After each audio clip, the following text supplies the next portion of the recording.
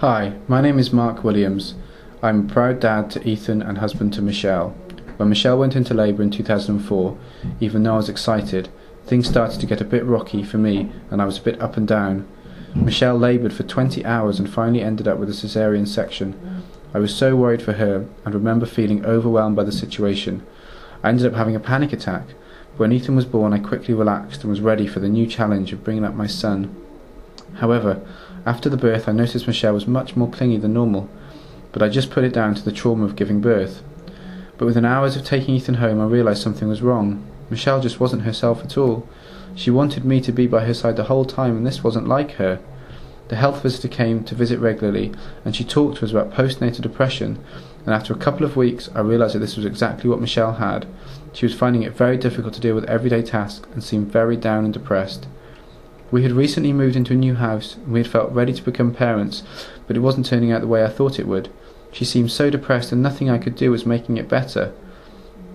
I decided to take 6 months off from work for my sales job to look after Michelle and Ethan, but as I did this, gradually I began to feel more and more isolated. I didn't want to tell my friends what was going on because Michelle was worried people would think she was a bad parent. The thing is, she was such a good parent, but the postnatal depression made it very difficult for her to believe this, and to do even the simplest of things.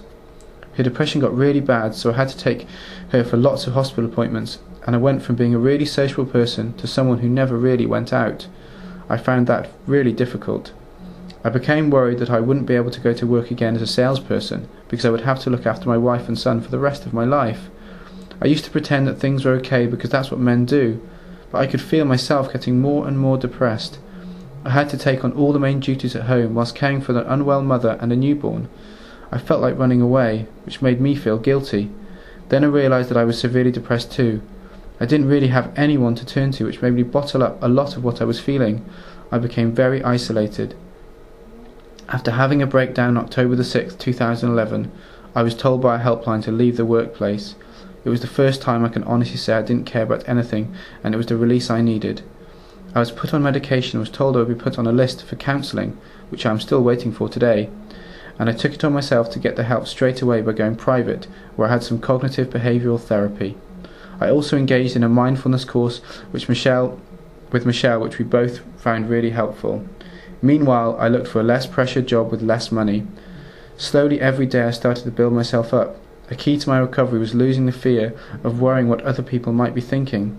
One day I got talking to a man who I discovered went through something very similar to me.